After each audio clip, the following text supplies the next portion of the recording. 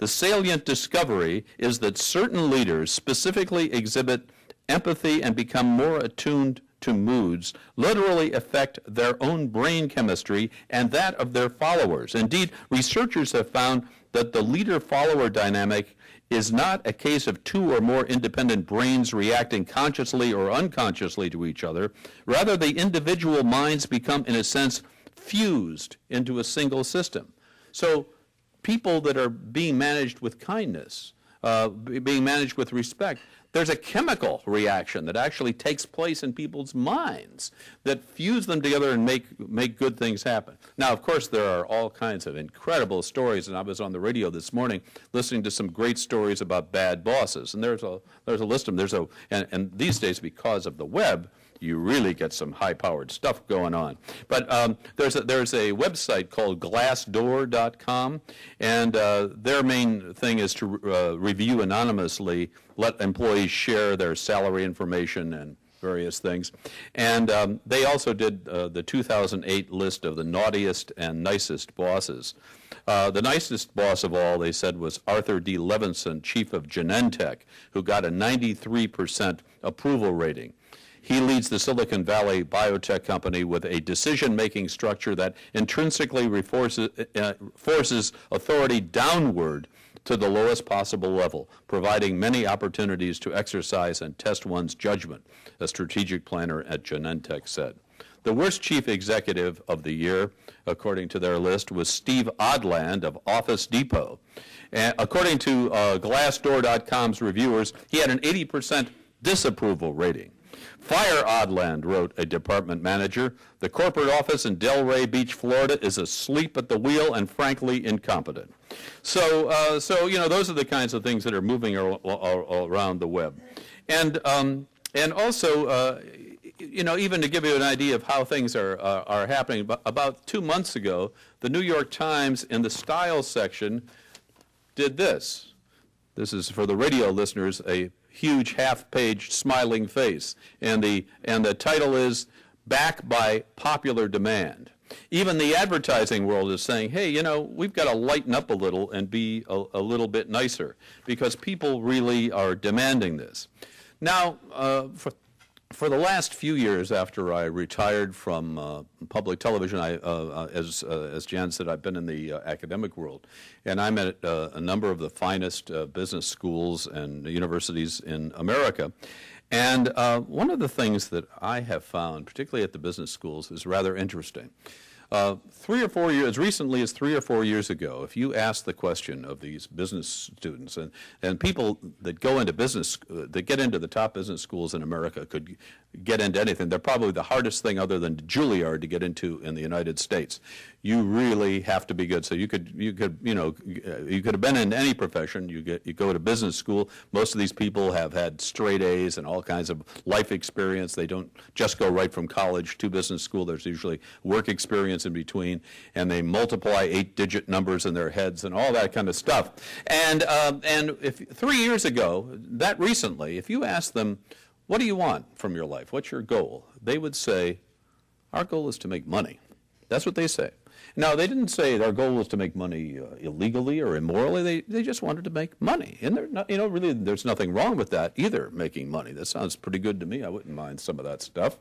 But now, and I've done this, now you ask the new students, and I don't mean just after the crash. I mean even just before the crash, but certainly now, especially now after the crash. But in the last year, before the crash, if you asked that question, and I did at a couple of these top business schools in America, these people are just as smart as they ever were, maybe even smarter, because it's even harder to get into these business schools now than it was, because there are no jobs out there, so they're going to school.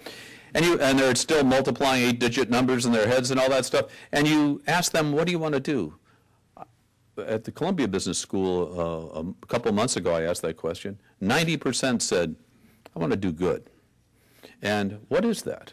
You know, because you go and you talk to the other professors and you say, where's this coming from? Are you guys starting to teach this stuff now? So no, it's coming from them. So there's great hope in America. You know, young people today really have seen what's gone wrong, and they are saying to ourselves, the smartest and the brightest people are saying, there's got to be more. We've got to do a better job. The book also has had an interesting reaction from the blogosphere because, as Jan said, Jerry and Kit put our program on the TV stations here and in Cleveland. So we get a lot of emails coming in from people in various contexts, and some of them are pretty interesting. For example, there's one woman, a psychologist in Portland, Oregon. Her name is Laura Crawshaw. She calls herself the boss whisperer. And she is hired by top executives who know that they're not doing it quite right, but they're really insecure people. They're kind of afraid. I mean, they know they're not right, but they're good people. They know, gee, there must be a better way. And she kind of, in a sense, whispers to them and say, this is what your people are saying about you. Have you tried this or have you tried that? It sounds like a wonderful service that she's providing. And I've gotten a bunch of emails from historians who've studied historical people. And people who are really good historians can do a lot of drilling, and one of them, a man by the name of Peter Pruin, P-R-U-I-N, wrote this interesting study of historical figures, and he said probably the president who displayed the most respect and kindness was, guess who? Abraham Lincoln. So, it'd be hard to argue that he wasn't, a top-notch president.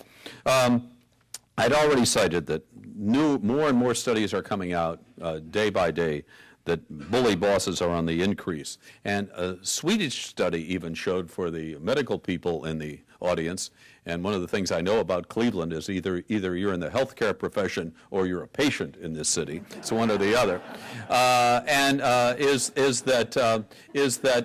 There are absolute statistically valid studies that show that people with bad bosses, and particularly bully bosses, have a much higher statistical incidence of heart attacks. And now at most emergency rooms, when people come in alive and they've had a heart attack, they ask them, one of the questions they now add is, do you have any problems at work?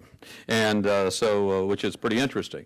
Also, I've gotten a lot of calls from my friends on Wall Street who have said, a lot of the things you've been saying about Wall Street are probably correct.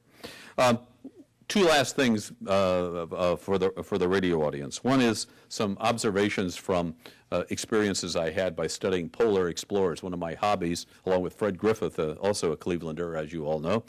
We went to the North and South Poles together, and I studied polar explorers, and one of the things about the people that made it back alive, the Amundsens and Shackletons, what was their key to leadership? It wasn't strength or ability to endure cold, patience and a sense of humor. And also, this is a subject that has been discussed, the subject of leadership, for a long, long time. To show you how far back it goes, there's a quote from Confucius: "A good leader sets a good example." And finally, a quote from Rabbi Abraham Joshua Heschel. And Rabbi Heschel said, "When I was a young man, I admired clever people.